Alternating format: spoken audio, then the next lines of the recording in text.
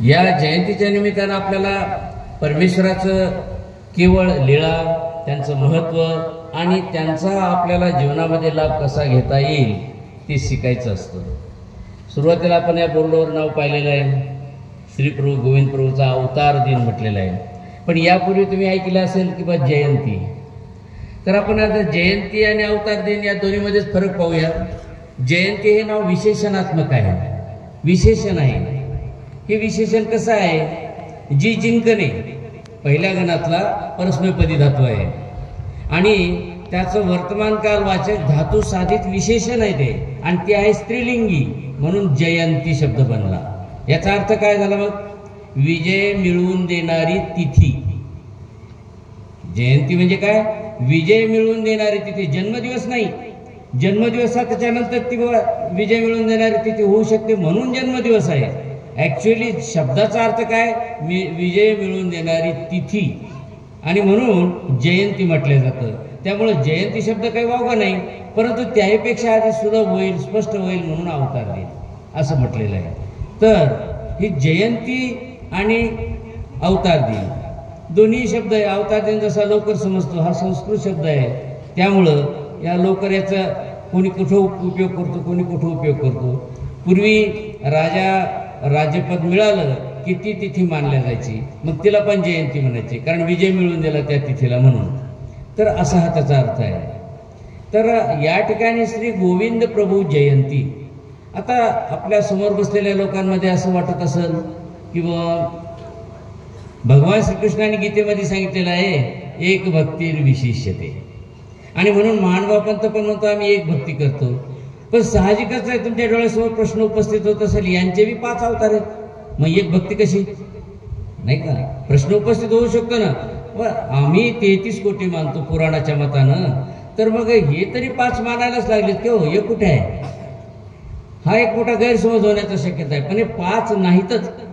तुम्हाला जर त्यांच्या नामाच्या शेवटच्या अक्षराचं जर ज्ञान असेल तर निश्चित समजून जाईल की 5 नाहीत, एक आहे. ते कसे?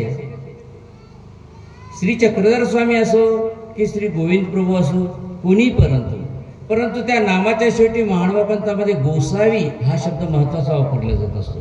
गोसावी. आता गोसावी म्हणले की गोसावी संप्रदाय डोळ्यासमोर येतो असं नाहीये. गोसावी शब्द हा प्राकृत आहे, म्हणजे तद्भव शब्द आहे. याचा मुळात शब्द आहे गोस्वामीन. जर इथं कोणी शिकलेले असेल, ग्रॅज्युएट वगैरे, तर त्यांनी कोशात जर पाहिलं तर तुमच्या लक्षात येईल हा शब्द गोस्वामीन आहे. त्याच्यापासून तद्भव शब्द गोसावी असा बनलेला आहे. गोस्वामीन म्हणजे गायीचं पालन करणारा श्रीकृष्ण, आणि म्हणून 5ही नामाला गोसावी असं महानुभाव पंथात म्हटलेलं आहे. आता तुम्ही म्हणसाल ते तर वेगळे होते, ते पुढे मी सांगणार आहे ते कसे वेगळे नव्हते. तर म्हणून गोसावी या शब्दाचा अर्थ होतो श्रीकृष्ण, आणि म्हणून 5ही नामाला गोसावी गोसावी गोसावी या शब्दाने संबोधल्या जात असतो. तसंच दुसरी गोष्ट की आता हे होतेच का खरंच गोसावी? हे गोसावी होते का? तर त्याच्या आता बऱ्याच वक्त्यांनी इथे लीळा सांगितलेल्या आहेत. त्या लीळामधून तुमच्या काही लक्षात आलं असेल की श्री प्रभूंच्या लीळा म्हणजे काहीतरी चमत्कार रूपीच आहेत, नाही का? मुलाला जन्मवणं, कुठं दिवसाला वर ये म्हणणं, सूर्य उगवणं, कुठं पाऊस पाडणं, कुठं पाणीच लागणं, सगळे चमत्कार दिसतात. म्हणजे काही चमत्काराने भरलेल्या ह्या लीळा आहेत का चमत्कारच आहे का ईश्वरीय सामर्थ्य आहे? तर यामागे मानवी चमत्कार, हे चमत्कार प्रसिद्धी मिळविण्यासाठी, आपल्याला चमत्कृत करून घेण्यासाठी असतात, किंवा आपण कोणीतरी ईश्वर आहोत हे दाखविण्यासाठी होत असतं. मग तुम्हाला वाटत श्री प्रभूंना सुद्धा तसंच काय वाटत असत? अजिबात नाही. श्री प्रभू हे राऊळ वेडे राऊळ पिसे. राऊळ वेडे आणि राऊळ पिसे हे पहिलं ब्रीद वाक्य, कारण ते कुठेतरी दूर पळायचे, कुठेतरी काहीतरीच जे काही नको ते करायचे. आपण लीळा ऐकलेल्या आहेत, कुणाचं काय करायचं, नको त्या बाईचे कपडे कुठे नेऊन टाकायचे, म्हणजे काय प्रकार काय. तर त्यामुळे त्यांना ते सगळे राऊळ वेडे राऊळ पिसे म्हणायचे, आणि वागणंही त्यांचं तसंच होतं. परंतु एक बोध घेण्यासारखी गोष्ट आहे की त्या वेडेपिसेपणामधून त्याने कधीच कुणाचं वाईट केलं नाही. जेही त्यांनी वेडेपिसेपणा केला त्यातून लोकांचा जीवनाचा लाभ झालेला आहे, त्यांना सुख शांतता मिळालेली आहे. इतकंच काय, दही दूध विकणाऱ्या बाया त्यांचं बळजबरी जाऊन श्रीकृष्णाप्रमाणे दही हिसकून घेऊन चाखून पाहायचं. आणि ज्या गवळणीनं ते दही दूध चाखू दिलं तिला भरभरून नफा व्हायचा, दुप्पट दूध व्हायचं, खूप पैसे मिळायचे. आणि जिनं किंवा आता हे उष्ट करतील म्हणून बाजूनं लपून गेली तिचं दूधच विकायचं नाही. आता हा प्रकार काय आहे? हा चमत्कार आहे की वास्तव आहे?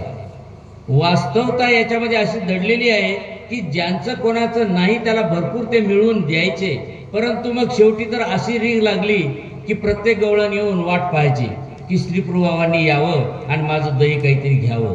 का तर त्यांनी त्या हात लावला, स्पर्श केला की ते दही दूध दुप्पट भावात जायचं आणि भरपूर व्हायचं, संपायचं नाही. जसं आता आपल्याला आचार्य निंगावकर बाबांनी तुम्हाला ती लीळा सांगितली, सात्र त्या रांजणात घातलं नाही का, विटाळशा बाईचं सात्र ते कपडे रांजणात घातले आणि ते तिकोनायक आता रांजण हे झाला बाटला म्हणून ते काय करायचं, तर याला आता पाणी काढून टाकून इथं वेदोच्चार करू, पवित्र करू, तोपर्यंत ना तो रांजण काय वापरायचं नाही असं ठरवलं. आता आपण ते लीळा केलेली आहे, पण त्याच्या उत्तरार्ध पाहण कसं आहे. उत्तरार्धामध्ये काय होतं की हे तिकोनायक ते पाणी उपसायला लागले, एवढं उपसायला लागले की गावाच्या या टोकाच्या त्या टोकाला पाणी गेलं, पाणीच उपसणं. आता हा काय प्रकार, एवढं पाणी उपसलं, एवढं पाणी उपसलं, सगळं गाव परेशान झालं. त्यांना नाही कळालं ही लीला. शेवटी लोक म्हणले तू येडा आहेस, अरे त्या राहुळाने ते पवित्र पाणी केलेलं होतं, तू ते फेकून द्यायला त्याच्या स्वप्नामध्ये जाऊन सांगितलं त्या देवतेनं, त्याचं जे आराध्य दैवत होतं. आणि मग त्याला कळालं की आपण तर येड्यावानीच केलं काम. शेवटी राहुळ ते रांजण नाहीच उपसलं. परंतु हे अगाधत्व या जीवाला नाही कळत. हे अगाधत्व फक्त ज्ञानीय पुरुषालाच कळतात. आणि म्हणून श्री चक्रधर स्वामी म्हणतात अवतरे म्हणजे कोणाला, फक्त ज्ञानी या भक्ताला. पहा लक्षात घ्या, मायबापाला नाही, मायबापाला नाही. माय काय म्हणते माझा मुलगा आहे, बाप म्हणतो माझा मुलगा आहे, भाऊ म्हणतो माझा भाऊ आहे, सगळे नातं होतं सांगतात. पण ज्ञानी म्हणतो हा परमेश्वर आहे. म्हणून अवतरे याची व्याख्या मानव तत्वज्ञानात केलेली की ज्ञानी आणि भक्तालाच तो फक्त अवतरतो, बाकीच्यांना अवतरत नाही.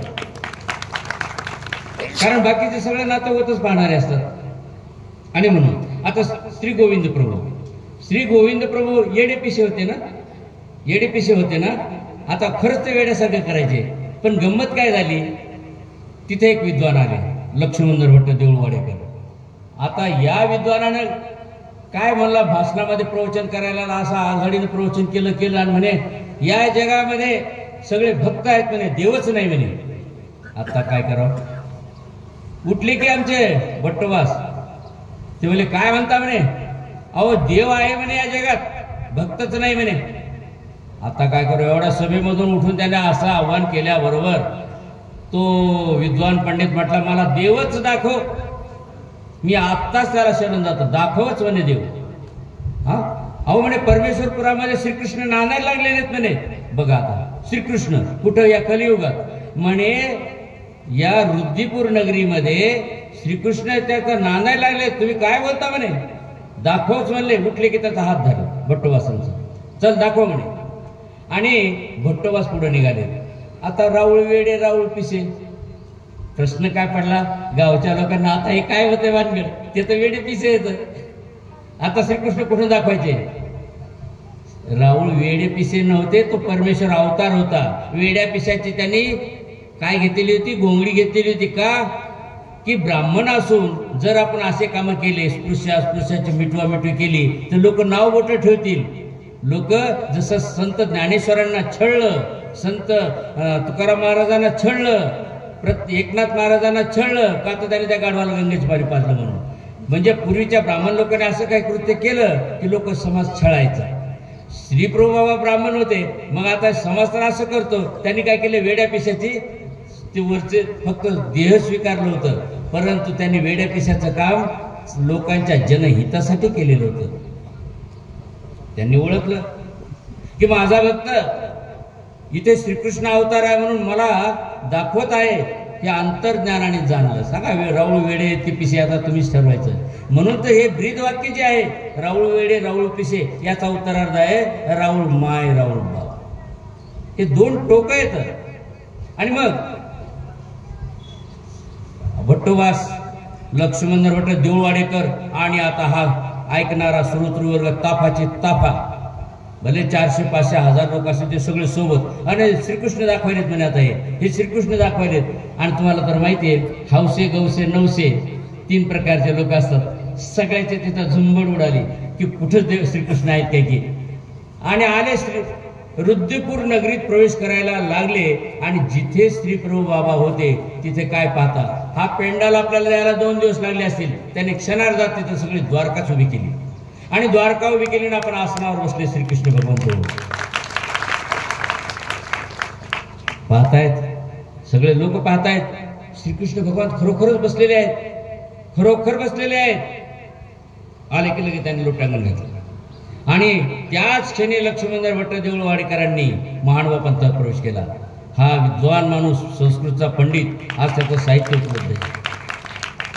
तर म्हणजे हे राऊळ वेडे आहेत की पिसे आहेत, आता हे आपणच ठरवायचं. का राऊळ वेडे पिसे अवतार घेऊन समाजाला नीट मार्ग दाखविण्याचा, त्यांच्या ठिकाणी असलेल्या अंधश्रद्धेचं निर्मूलन करण्यासाठी त्यांनी कार्य केलेलं आहे.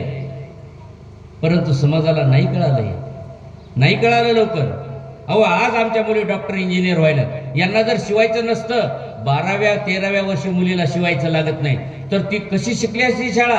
आता कॉलेजमध्ये का म्हणता येते का आज आमच्या मुलीला शिवता येत नाही, परीक्षा घेऊ नका, गुपचूप पाठवावं लागतंय. पण घरामध्ये आज बी पाळतात. पोरगी शाळेत गेली की काहीच पाळत नाही. परंतु लोकांच्या डोक्यातले किडे काही जातच नाही पाळलं तर लोक समाज काय म्हणतो म्हणे. अहो समाजाला ह्या ज्या अंधश्रद्धेच्या रूढी लावून देणारा समाज यांनी आपल्याला येड्यात काढले. त्यांनी म्हणावं ती पूर्व दिशा, ही पूर्व दिशा, हो हो जीव, आपण असे म्हणणारे माणसं. आणि म्हणून आता मात्र सगळेच शिकले. आणि हे खरं तर संत ज्ञानेश्वरांनी सुद्धा खूप सांगितलंय. पहा, ज्ञानेश्वरी कुठेही पंढरपूर नाहीये, ज्ञानेश्वरी कुठेही विठ्ठल नाहीये, ज्ञानेश्वरी श्रीकृष्णच आहे. परंतु त्या ज्ञानेश्वरीचं पारायण करतील, परंतु त्यात काय सांगितलं हे जर समजून घेतलं तर खरा त्याला देव कळाला. एवढा महान पवित्र ग्रंथ आहे तो. म्हणून ज्ञानेश्वरी काही लहान ग्रंथ नाहीये. ज्ञानेश्वरी श्रीकृष्णाच्या वाणीचं भाषांतर आहे ते, परंतु त्याचं वाचन केल्यानंतर समजून घ्यायला पाहिजे. आणि हा महानुभाव त्या काळापासून टाळू करून सांगत यायला की ज्यावेळेस ज्ञानेश्वरांच्या जन्माच्या अगोदर 50-60 वर्षांचं कार्य सुरू झालेलं आहे. परंतु या समाजाच्या दुष्ट रूढीमुळं ते झाकून राहिलं, ते प्रगटच झालं नाही, फक्त झाकून चालत होतं. मग त्याच्यावर वाटेल ते शेण दगड फेकले गेले. आज जे सावित्रीबाई फुलेनं विधवाबाईच्या डोक्यावर केस आणले, कसे आणले हो? ज्या सावित्रीबाईंनी पूर्वी विधवाबाई झाली की तिचे केस काढायचे, तिला पांढरं धोतर नेसायला द्यायचे, त्या बाईनं आपल्या डोळ्यासमोर आहे की तिनं लोकांना हे लावायला लावला, पदर घ्यायला लावला, केस राखायला लावले. अहो हे कार्य आमच्या श्री चक्रधर स्वामींनी त्याच्या आधी करून टाकलं, ते चालू करे नाही. गाडगे महाराजांनी पंढरपूरचे पुजारी भोपे ते म्हणले, अहो मंदिरात या की पूजा करायला. अहो मंदिरात देव नाही, दास्यात देव आहे म्हणून ते काय करायचे, गल्ल्या बोडे झाडायचे. आता आपल्याला नवल वाटते गाडगे महाराजांना. अहो गाडगे महाराजांनी कोणाचा आदर्श घेतला? या महानुभाव पंथातल्या 3ऱ्या अवताराचा म्हणजे चक्रपाणी अवतार. हे पहाटे 3 वाजता द्वारका झाडायचे आणि ते सगळं उचलून तिकडे टाकायचे. पण हे माहिती नाही समाजाला, माहिती नाही. आणि म्हणून ही अवस्था झालेली आहे. ज्या गोष्टी महानुभाव पंथात 5 कृष्ण मानायले, ते 5 कृष्ण एकच आहे, त्याचे रूप आहे ते. हे म्हणतात 33 कोटीचं एकच देवाचं रूप आहे, असं नाही. आपण बऱ्याच वेळेला अंधश्रद्धेने खूप वागतो. आपण कोणाचे निंदा म्हणून नाही, पण ज्ञान म्हणून तुम्हाला मी सांगतो की आपण मंदिरात जातो. समजा महादेवाच्या मंदिरात गेलो, महादेवाच्या मंदिरात गेल्यानंतर कधीतरी कोणी आपल्या डोक्याची सर्जनशीलता, ज्याला क्रिएटिव्हिटी म्हणतात, ती वापरली गेली का की पिंडीला शेंदूर अजिबात नाही. बाजूला त्यांचा मुलगा गणेशराज आहे, त्याला शेंदूर लावतात. शेंदूर का लावावा, का नाही लावावा, शेंदुराने पूजा का करावी आणि बिना शेंदुराने पूजा का करावी, याचं कोणाला तरी ज्ञान आहे? मंदिरं सगळ्यांनी बांधले, पुजाऱ्याला जाऊन विचारा काय सांगायचं. कशामुळं सिंधू आपण शिकत नाही. शिकलेली मंडळी काय असते, गुपचूप बसते. अरे तुम्ही आता सर्जनशील व्हा, क्रिएटिव्हिटी तुमच्यामध्ये जागृत होऊ द्या, तर ती भक्ती उपयोगाची. डोळे झाकून जर भक्ती केली तर काय होतं, मग शेवटी अनर्थ घडत असतो. असं होऊ नये म्हणून समाज सुधारला पाहिजे. अगदी पुढ्यातून श्रद्धा कोणाची वेगवेगळी असते, असू शकते, बरोबर आहे, कारण प्रत्येकाची श्रद्धा आहे. तुम्ही जरूर तुमच्या श्रद्धेप्रमाणे तुम्हाला काय करायचं ते करा, परंतु समजून करा. भगवान श्रीकृष्ण म्हणतात की ते तम भुक्त्वा स्वर्ग लोकम विशालम छिने पुण्य मर्त्य लोकम विशंती. आमच्या घरात वडील माणूस सरलं तर आम्ही काय म्हणतो, स्वर्गवासी, कारण आम्हाला स्वर्गाच्या पलीकडे शिकवलंच नाही. स्वर्गच सर्व सर्वे. आतापर्यंत आम्ही स्वर्ग स्वर्ग स्वर्गच घेऊन डोक्यावर नाचत होतो. संत ज्ञानेश्वरांनी फक्त टाव फोडला. संत ज्ञानेश्वरांनी मात्र ज्ञानेश्वरीमध्ये स्पष्ट तुम्ही वाचून पहा की ते तर मुक्ता स्वर्ग लोक विशाल, ते स्वर्गलोक सुद्धा भोगल्यानंतर छिने पुण्य मरते लोक विशंती, पुन्हा त्याला जन्माला यावं लागते, त्याला मोक्ष मिळतच नाही. परंतु गीता प्रकाशित का केली, ज्ञानेश्वरी का केली, समाजाने त्यांना किती छळलं. कारण ते ब्राह्मण होते ना, त्याने समाजाने किती छळलं. का छळलं, तू समाजाला जाग का केलंस, समाजाला सावध का केलंस. शेवटी वैतागले ते आणि त्याने वैष्णव संप्रदाय सोडून दिला आणि नाथ संप्रदायात गेले. निवृत्तीनाथ त्यांच्या नाथ संप्रदायात गेले होते, त्यांच्या नावाची दीक्षा घेतली. आम्ही काय म्हणतो ते वैष्णव होते म्हणून, परंतु वैतागले ते या गोष्टीला. समाजाला किती सत्य सांगावं, पण समाजाने त्यांना छळलं, कारण आमच्यावर पगडा बसला होता अंधश्रद्धेचा. बंधूंनो, हे कार्य नंतर म्हणजे ज्या ज्या संतांनी केलं त्यांना छळावं लागलं, त्यांना संकटाला सामोरे जावं लागलं. पण आम्ही मात्र त्याचा सखोल इतिहासच पाहत नाही, त्याचं गुढच पाहत नाही. का असं होतंय, जेव्हा तुम्ही हे पाहसाल त्याच वेळेस खरे तुम्ही हुशार झाले. भक्ती जरूर करावी, ज्याची जिथं श्रद्धा असेल त्याने जरूर करा. माझं म्हणणं नाही असं नाही, पण समजून करा ना, समजून करा. निवड येड्यावानी केलं तर आजचे कॉलेजचे पोरं काय म्हणतील, काय म्हणतील. साधारण गोष्ट आहे की आता आपण जे पाहतोय सर, महाभारत म्हणे कोणी लिहिलं महाभारत, म्हणे व्यासांनी. आतापर्यंत मला तर वाटतं ग्रामीण भागामध्ये 1-2 लोकांनाच माहिती असेल. खरंच व्यासांनी महाभारत नावाचा ग्रंथ लिहिला का, लिहिला का, इतिहास कोणी वाचला का. कोणी 12वीला शिकलेलं पोरग असेल त्याला माहिती नाही, जर त्याने संस्कृत घेतलेला असेल तर. नाही लिहिला. मग व्यासाने कोणता ग्रंथ लिहिला होता, जय नावाचा ग्रंथ लिहिला होता, आणि त्याची फक्त पद्य संख्या होती 8,000 पद्य. त्याच्यानंतर त्यांच्या शिष्य वैशंपायनानं आणखी त्याला मनोरंजक रोचक नवीन कथा भरल्या. जसं आज जर पिक्चर निघायला लागला समजा तुमच्या गावामधला, आणि तुम्हाला तुमच्या घरामध्ये हिरो आलेला दाखवायचा, तुम्ही 1 लाख रुपये द्या, लगे हिरो तुमच्या घरापुढे येतो, दाखवतात, त्या फिल्म शूटिंग होऊन जाते, आपलं नाव होतं जिकडे तिकडे. याला सोपी गोष्ट आहे नाही का. तुम्ही 1 लाख रुपये द्या, तो हिरो नाचत नाचत तुमचं घराचं दृश्य दाखवतो तिकडे. अगदी तीच पद्धती.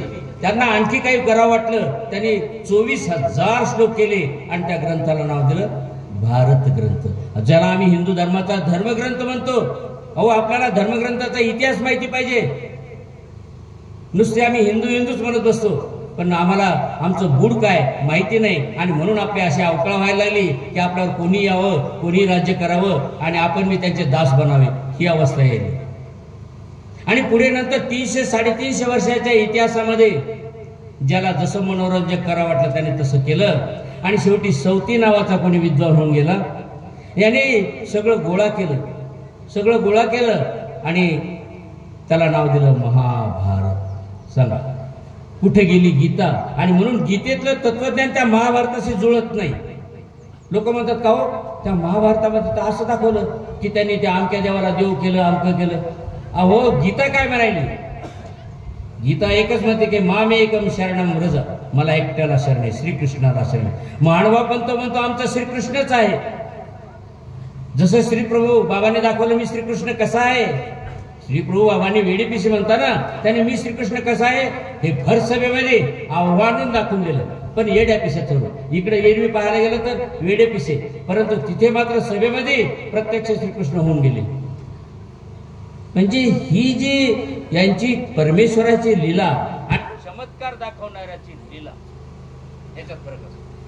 चमत्कार हा फक्त आपली कीर्ती, आपली प्रतिष्ठा वाढविण्यासाठी केला जात असतो. इथे चमत्कार नव्हता, चमत्कारामागे जिवंतपणा होता, तो आध्यात्मिकतेचा, तो समाजाला सुधारण्याचा प्रयत्न होता, समाजाला तत्वज्ञान देऊन उद्धरण्याचा प्रयत्न करीत होते. आणि म्हणून आताही पहा समाजामध्ये स्वर्गवासी, दुसरे काय लिहितात, कैवल्य आपलं नाही कैलासवासी असे लिहितात. कैलासवासी म्हणजे कैलास म्हणजे महादेवाचं ठिकाण आहे, जे स्वर्गाच्या वर आहे. म्हणजे स्वर्गामध्ये इंद्र आणि कैलासामध्ये महादेव. तर मानवा पण तसं नाही, कैवल्यवासी, केवळ स्वरूपाची प्राप्ती म्हणजे ईश्वर प्राप्ती. मेल्यानंतर जे लिहितात ना फोटोवर, ते स्वर्गवासी, कैलासवासी आणि मानवा लिहितात ते कैवल्यवासी. हेच कारण आहे. कारण गीता काय म्हणते, ज्ञानेश्वरी काय म्हणते, याच्याकडे त्यांचं लक्ष आहे. की ते काय म्हणतात की स्वर्ग सुद्धा खालच्या स्तरातला, तिथून सुद्धा पुन्हा जन्म मरण आहे. मग त्यापेक्षा आत्यंतिक मोक्ष कुठे मिळतो, तो परमेश्वराकडे, परब्रह्म परमेश्वराकडे. पण अडचण ही होते, परब्रह्म परमेश्वर म्हणणे काय म्हणतो, आम्हीच ब्रह्म आहे. कारण परमेश्वर कणाकणात भरलेला आहे. मग माझ्या ठिकाणी परमेश्वर आहे, माझ्या ठिकाणी परमेश्वर म्हणलं की मीच परमेश्वर म्हणायला लागतो, मीच ब्रह्म, अहम ब्रह्मास्मी. झालं सुरू. मला आता काल परवा याला गेलो होतो मी रावणगावला, तिथे कुठेतरी लोक जमलेले होते दसऱ्याच्या निमित्ताने. मग ते रस्त्याने चालत असताना म्हणे की माणूस देव काय वेगळा आहे काय, अहो माणूसच देव आहे म्हणे. अरे बाबा छान बोलले. मी बोललो इथं कशाला आले, मंदिरात कशाला आले, हो देव तुम्हीच देव आहे, तर मग घरीच बसा ना, इथं कशाला आले. माझ्या तोंडाकडे पाहायला आले काय, किंवा आम्ही अज्ञान माणसं म्हणे. पटकन त्यांनी माघार घेऊन घेतली. त्यांना वाटलं काहीतरी गडबड झाली आपली. ते म्हणजे माणसं देव कुठे वेगळा असतो म्हणे. साहजिकच आहे, असं अहम ब्रह्मास्मी म्हणून जातं. बंधूंनो, परमेश्वर तुमच्या आमच्या मधून गेलेला आहे, पण तो अनटचेबल आहे, अनटचेबल आहे. त्याला स्पर्श पाहू शकत नाही. म्हणून तर आपल्याला भक्ती करावी लागते. आणि हे जे आपल्याला बीपी शुगर वगैरे हे सगळं माणसाला आहे, त्या परमेश्वराला तो आरपार आहे. तो स्पर्श, त्याला स्पर्श सुद्धा होत नाही. आणि म्हणून गीतेमध्ये विभूती योगामध्ये सगळीकडे मी दाखवलं, सगळीकडे मी. कारण आहे परमेश्वराचा व्यक्त स्वरूप सगळीकडे भरलेलं आहे, त्याला स्पर्श होत नाही, इतकं ते सपूर आहे. आणि ते परमेश्वराचं स्वरूप प्राप्त करण्यासाठी महानुभाव पंथामध्ये सातत्याने ब्रह्मविद्येचा अभ्यास केला जातो. की परमेश्वर कसा आहे, त्याला कसं मिळवायचं. आणि अशी भक्ती नाही की कुठला तरी पाषाण आणायचा, स्वच्छ पाषाण, मस्त संगमरवरी पाषाण, उत्तम पाषाण, आणि त्या उत्तम पाषाणाला मस्त आकार द्यायचा, आणि लगेच तिथं त्याला काय म्हणतात मूर्ती स्थापना करतात, आणि लगेच त्याचं मंदिरात आराधना सुरुवात होते. महानुभाव पंथ तसं नाही करत. महानुभाव पंथात ते मान्य नाही. मग काय मान्य आहे, सायन्स आज जे शोधून निघालं त्या सायन्सच्या म्हणण्याप्रमाणे. आजचं सायन्स काय म्हणाले की बाबांनो, तुम्ही जिथे टच करता तिथे तुमचे अवशेष शिल्लक राहत असतात. कुठे टच केला, समजा उदाहरणार्थ चोरी झाली की श्वान पथक आणतात. श्वान पथक आणून त्याचा वास घेते, त्या 1000 माणसात ते माणूस दाखवून देते, हे माणूस. म्हणजे केवढं मोठं रहस्य आहे. आणि श्री चक्रधर स्वामींनी आपल्या तत्वज्ञानामध्ये त्यांना सांगितलं, बाबांनो, आमच्या माघारी जर तुम्हाला माझी भक्ती करायची असेल, कारण मी तर तुमच्या हातून आरपार आहे, पण तुम्हाला मिळणार नाही, मग काय कराल. तर त्या ठिकाणी आम्ही काय केलेलं आहे, आमचं एक सिम कार्ड ठेवलेलं आहे. SIM card. कोणतं सिम कार्ड आहे, टचेबल, स्पर्श सायन्स. हे त्यावेळेस सांगितलं, हे नाही कळालं लोकांना. मग म्हणजे काय, जिथे श्री चक्रधर स्वामी, जिथे श्री गोविंद प्रभू बसलेले आहेत, ती जागा त्यांच्या स्पर्शानं पवित्र झाल्यामुळे त्याचं सिम कार्ड उतरलं. सिम कार्ड असलं, तुम्हाला माहिती मोबाईल लगेच कुठे लागतो, तसं ते मानवाचे जे देव आहेत आसनावर ठेवले, लोक म्हणतात ते काळे देव आहेत. अहो सगळाच देव काळा असतो, सगळेच देव दगडाचे तेवढे काळेच असतात. विठ्ठल काय गोरा नाही, पाषाणाचे देव सगळे काळेच असणार. पण लोक उपासना म्हणतात मानवाचे देव काळे असतात. इतकंच काय, परंतु मी त्या डोडऱ्याच्या ठिकाणी प्रवचन ऐकलं का कीर्तनकाराचं, म्हणे याचा देव बी काळा, हे वरून काळे, तसे आतून बी काळे. आता काय करावं बाबा, चांगला कीर्तनकार माणूस, सुज्ञ माणूस आहे, आता काय बोलावं त्या माणसाकडं. लोक भले जमलेले सगळे, आणि ते असं म्हणतो, असं म्हणून गेला. मला असं वाटलं की त्यांचा बुक्का त्याला म्हणायचं असतं, की तू बुक्का काढून टाक काळा लावलेला कपाळाला, काळा तुला जमत नाही ना. अहो काळच आहे म्हणून तर सगळं, बुबुळ काळा आहे म्हणून तुम्हाला जग दिसायले, हे लक्षात घ्या. काळ्याशिवाय होतच नाही. पण असं तो एक विनोदाचा विषय. महत्वाचा मुद्दा हा आहे की त्या पाषाणाला टच झालेला आहे, आणि म्हणून मानवा जीवा पार प्रेम करतात त्या पाषाणाचं. मग त्या पाषाणाला आकार द्या अथवा न द्या. पण समजा संगमरवरी पाषाणाची मूर्ती तुम्हाला दिसत मानव पंथाच्या मंदिरात, परंतु त्याच्यामध्ये सिम कार्ड टाकतात, म्हणजे देवाने स्पर्श केलेला विशेष त्याच्या पायापाशी गुडघ्यापाशी बसवलेला असतो, त्याला विशेष म्हणतो आम्ही. म्हणजे ज्ञानयुक्त भक्ती, परमेश्वर तुमच्या आमच्यातून गेलेला आहे, पण तो पोहोचू शकत नाही आपण त्याच्यापर्यंत, म्हणून त्याचा स्पर्श सायन्सचा उपयोग करायचा. जरासा जर त्यांनी एक नंबर जर चुकला ना तर दिल्लीचा पण मुंबईला जातो. सांगा बरं, मग आम्ही अंधश्रद्धेने केलेली भक्ती कशी कुठं कुठं जाईल, ते गटारात जाईल का स्वर्गात जाईल का नरकात जाईल काहीच माहित नाही. असं न व्हावं म्हणून मानवापंथ म्हणजे याला ज्ञान मार्ग म्हणतात की बाबांनो. आणि ज्ञानेश्वरी तेच सांगितलेलं आहे, तुम्ही बारकाईने पहा, ज्ञानेश्वरीचा अभ्यास जरा सूक्ष्मरित्या करा. त्याचे जे श्लोक आहेत ते तुम्हाला आपोआप सांगतील काय बोलायचं आहे इथं. परंतु आपण पारायण करतो पण त्याचं मर्म समजत नाही, म्हणून आपण आतापर्यंत हा जो समाज आहे आमचा तो असाच राहिला. कारण आपल्याकडे शिक्षण नव्हतं, फक्त एकाच समाजाकडे शिक्षण होतं आणि त्यांनी म्हणत ती पूर्व दिशा होती, म्हणून आपण सगळे अज्ञानाच्या त्यात गुरफटले गेलो. आणि ज्यांनी कोणी जे काही समाजवादी ब्राह्मण होते त्यांनी प्रयत्न केला ज्ञानेश्वरासारखे किंवा आणखी इतर जे संत होऊन गेले, पण त्यांना समाजाने वाळीत टाकलं. का? राजवैभव त्यांच्याकडे होतं, राजगुरू ते होते आणि म्हणून त्या संतांना सुद्धा वाळीत टाकलं. आज आपण त्यांचे नाव घेऊन गुणगान करतो, चांगली गोष्ट आहे, परंतु त्यांनी काय सांगितलं इकडे लक्ष द्या. आणि ही वेळ आता सांगायची तुम्हाला आता मिळालेली आहे, कारण या धावत्या युगामध्ये की खरंच काय फरक आहे, कोण कोणाला किती जवळून पाहतो. अहो आम्ही तुमचेच लेकर आहेत की आम्ही काय वेगळे आहेत का? आम्ही काय समाजाच्या बाहेरचे आहेत का? मानव पंथात काय जन्माला येतात का लेकर? अहो तुमचेच लेकर आहेत आम्ही अभ्यास करून त्या योग्य ब्रह्मविद्येचा अभ्यास करून तुमच्या पुढे मांडत आहे. काही लोकांचे लेकर नाही, ते मानव पंथाचे मंचावर बसलेले संत आहेत हे कुणाचे लेकर आहेत? तुमच्यासारखेचे लेकर आहेत, जे काही वारकरी संप्रदायातून आले, कोणी कोणत्या संप्रदायातून आलेले आहेत, सगळी भक्ती करणार आहेत. आता मग असा विषय निघाला होता आमच्या नांदेडचे म्हणून. खरंच आहे, मी नांदेडचा कर्म जरी राहणार असलो ना, पण माझं जन्मगाव परभणी जिल्ह्यात आहे. कुंभेफळ तालुका जिंतूर जिल्हा परभणी, ते गाव धरणात गेलं म्हणून उचलून आम्ही सेलूला राहिलो. सेलूला 10वी पर्यंत शिक्षण झालेले, परभणी जिल्ह्याचा माणूस. आणि इथं म्हणजे कसा योग कसा पडतो. आम्ही पण असेच तुमच्या समाजापैकी इकडे तिकडे आलेले, परंतु ज्ञान फार महत्वाचं आहे. आणि हे ज्ञान पूर्वीच्या संतांनी बी केलं, पण त्या संतांकडे कोणी लक्ष नाही दिलं, संतांना छळलं, नाहीतर मग त्याचे गुणगान करण्यात आम्ही मग्न झालो. म्हणून भगवान श्रीकृष्ण म्हणतात की नहि ज्ञानेन सदृशम पवित्रम इह विद्यते. ज्ञानासारख्या जगामध्ये पवित्र दुसरं काहीच नाही, ज्ञान हेच एकमेव आहे. आणि म्हणून आम्ही कपाळाला गंध लावतो ना, याच्या मागे ज्ञानाचं मेंदू आहे, म्हणून त्याला गंध लावतो. मला नाही लावत तुम्ही. अहो माझ्यापेक्षा तरुण पोराचं रक्त स्वच्छ असते, कदाचित मला तरी बीपी आहे, शुगर आहे, आमकं आहे, ढमकं आहे, माझं काय पूजन करतात? त्या ज्ञानाचं पूजन म्हणून कपाळाला गंध लावतात. परंतु मनुस्मृतीमध्ये असं म्हटलेलं आहे, कलियुग लागलं की क्षत्रिय वैश्य आणि शूद्र भ्रष्टले. मी नाही सांगायलो हे मी नाही सांगायलो, ही मनुस्मृती सांगायली. काय म्हणते की क्षत्रिय वैश्य शूद्र भ्रष्टले आणि आता फक्त राहिले ब्राह्मण.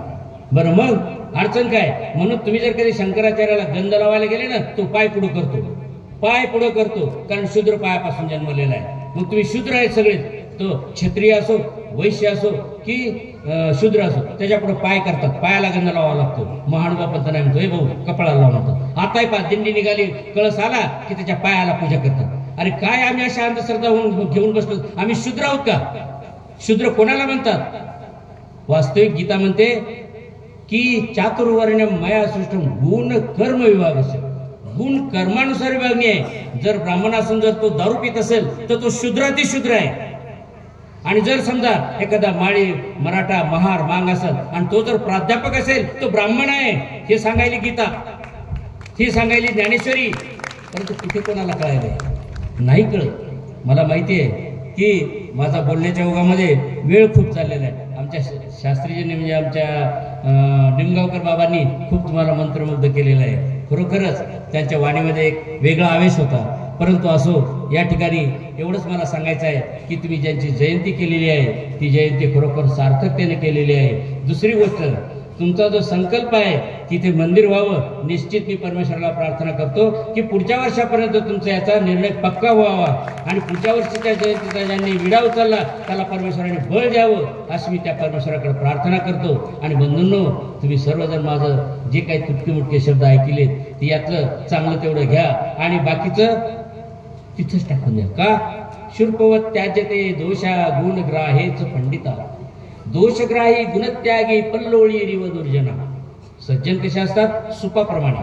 सूप काय करते? कचरा बाहेर करतो आणि चांगलं धान्य पोटात ठेवतो. आणि चाळणी काय करते? पल्लोळी म्हणजे चाळणी काय करते? धान्य खाली टाकते आणि कचरा पोटात घेते. तसे निंदक लोक फक्त दोष घेऊन जात असतात आणि सज्जन लोक गुण घेऊन जात असतात. तसं तुम्ही माझ्या याच्यातलं जेवढं तुम्हाला आवडलं तेवढं घ्या आणि बाकीचं माझ्या झोळीत टाकून द्या. एवढं बोलून मी या ठिकाणी जयंतीच्या निमित्तानं सगळ्या गावकरी मंडळींना शुभचिंतनपर शुभ आशीर्वाद या सर्व वासनिक नामधारकांना देतो आणि आपल्या या गावाची अधिकाधिक क्रांती व्हावी, तुमचं अधिकाधिक जीवन सुखी व्हावं अशी मी परमेश्वराकडे प्रार्थना करतो आणि मी येथेच थांबतो. श्री गोविंद प्रभू भगवान की जय. कितीही वेळ ऐकत राहावं असे आपले विचार होते. प्रबोधनपर, मार्गदर्शनपर आणि क्रांतिकारक हा शब्द मुद्दाम वापरतो, कारण सहसा असे विचार मांडण्यासाठी जे धाडस लागतं ते धाडस बहुतांश लोकांमध्ये नसते आणि आपण ते केलं. आपण